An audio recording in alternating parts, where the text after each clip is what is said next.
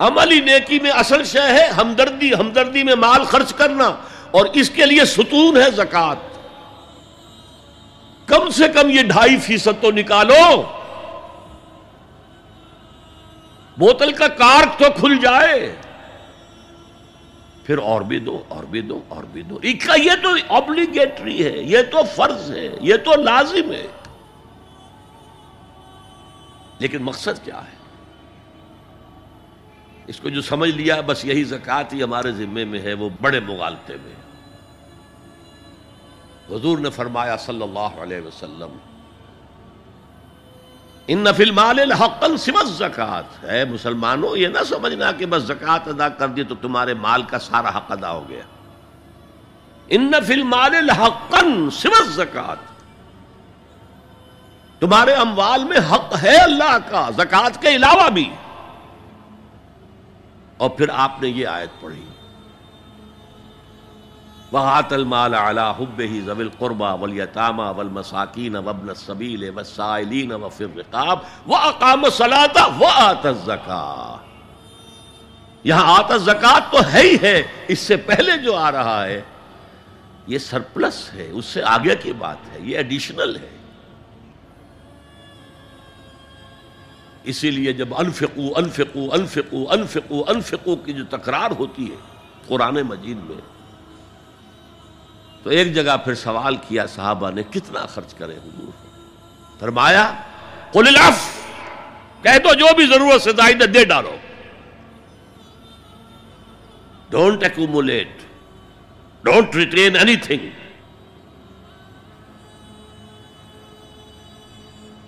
ایک بات آپ سے کہوں، آپ کچھ چونک جائیں گے، حضور نے کبھی زکوٰۃ دی؟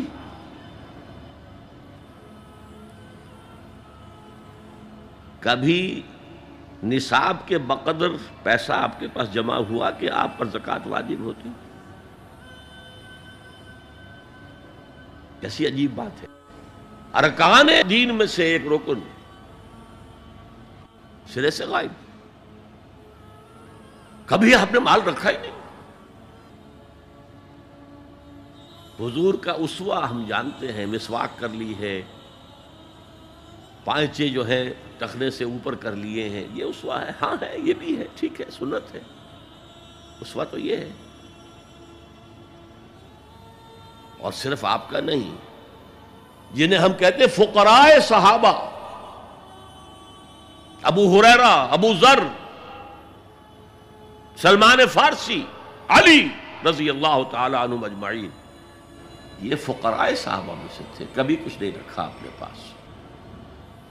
میں نے بتایا تھا آپ کو شاید کہ حضرت علی کی جب شادی ہو رہی تھی حضرت فاطمہ سے، کوئی مکان تھا ہی نہیں، کہاں لے کے جائیں؟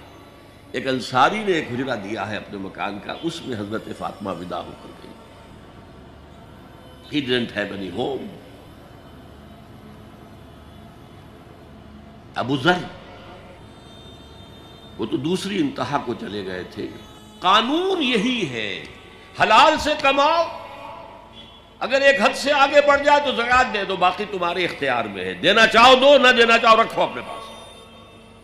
قانون اس سے زیادہ آپ کو پابند نہیں کرے گا۔ کبھی بھی آپ نے جبر نہیں کیا، ایمرجنسی میں بھی جبر نہیں کیا۔ ایک واقعہ آتا ہے کہ حضور کو کئی وقت کا فاقہ تھا، تھوڑی دیر کے بعد حضرت ابو بکر آئے، آپ نے چہرے سے پہچان لیا کہ فاقے سے۔ پھر حضرت عمر آئے، پہچان لیا کہ فاقے سے۔ شاید حضور خود اپنے لیے نہ اٹھتے نہ جاتے، اپنے دونوں ساتھیوں کو لے کر ایک انصاری کے باغ میں پہنچ گئے۔ انصاری کی عید ہو گئی، فوراً لا کر اس نے کچھ کھجوریں، کچھ انگوروں کے گوشے رکھے۔ اس کے بعد وہ دوڑا چھری لے کر کسی جانور کو ذبح کرنے کے لیے۔ یہ ساری تفسیریں میں کیا بتا رہا ہوں؟ مال یہ نہیں تھا کہ مدینے میں سبھی فاقے سے تھے، موجود تھے جن کے پاس مال تھا، لیکن جبراً آپ نے کسی سے کچھ نہیں لیا۔ جب وہ چھری لے کر چلا، فرمایا دیکھنا کسی دودھ والے جانور کو نہ ذبح کرنا۔ بہرحال کچھ دیر کے بعد وہ گوشت پکا کر لایا، روٹیاں رکھیں. اس کے بعد حضور نے ایک روٹی پر چند بوٹیاں رکھ کر کہا یہ عائشہ کو دے آؤ، اسے بھی کئی وقت کا فاقہ ہے. اور پھر حضرت عمر کی طرف رخ کر کے کہا عمر یہ ہیں وہ نعمتیں جس کا حساب دینا پڑے گا اللہ کے ہاں. فَأَمَّا بِنِعْمَةِ رَبِّكَ فَحَدِّثْ، اور یہ جو فرمایا گیا الہاکم التکاثر میں نعمتوں کا حساب لیا جائے. وَلَا تُسْأَلُنَّ يَوْمَئِذٍ عَنِ النَّعِيمِ، فرمایا یہ نعمتیں ہیں. تو یہ ہے اصل میں انفاق کا معاملہ. آپ کے اس پر چھوڑ دیا گیا ہے. جتنا بھی آپ میں جذبہ ہے، جتنا بھی آخرت کا یقین ہے، اتنا ہی آپ پسند کریں گے کہ آخرت کے بینک میں جمع کرائیں، یہاں کے بینکوں میں کیوں جمع کرائیں. یہاں کتنا دے دیں گے آپ کو؟ 10%، 20%. وہاں 700% ملتا ہے. 700% نہیں، 7,000، 700 گنا. Why to keep it in these banks؟ حضرت مسیح کا جو پہاڑی کا واس بہت مشہور ہے، سرمن آف دا ماؤنٹ، بڑے پیارے الفاظ ہیں. میں آپ سے اپنا تاثر عرض کیے بغیر نہیں رہ سکتا. جہاں تک مواعظ کا تعلق ہے، جو حضرت مسیح کے مواعظ آئے ہیں ان سے اونچے واعظ کوئی ممکن نہیں. اسی میں یہ جملہ بھی ہے، دیکھو اپنا مال زمین پر جمع نہ کرو، جہاں چوری بھی ہوتی ہے ڈاکہ بھی پڑتا ہے، کیڑا بھی خراب کرتا ہے. آسمان پر جمع کرو جہاں نہ چوری کا اندیشہ، نہ ڈاکے کا خوف، نہ کیڑا خراب کر سکے. اس لیے کہ میں تم سے سچ کہتا ہوں کہ جہاں تمہارا مال ہوگا وہیں تمہارا دل ہوگا. مال یہاں ہوگا تو دل اٹکا ہوا ہوگا، اور فرشتے اس طرح گھسیٹ کر کھینچیں گے آپ کی جان کو جیسے کہ سیخ پر سے کباب کھینچا جاتا ہے. اور اگر دل وہاں لگا ہوا ہے جس کے لاکھوں کروڑوں ڈالر سوئس بینکس میں جمع ہے، اسے کہا جائے نکل جاؤ پاکستان سے، اسے کوئی تکلیف ہوگی؟ نکل جاؤ فلاں ملک سے، ملک بدر کرتے تمہیں کیا تکلیف؟ میرے بینک کے اندر پیسے ہیں.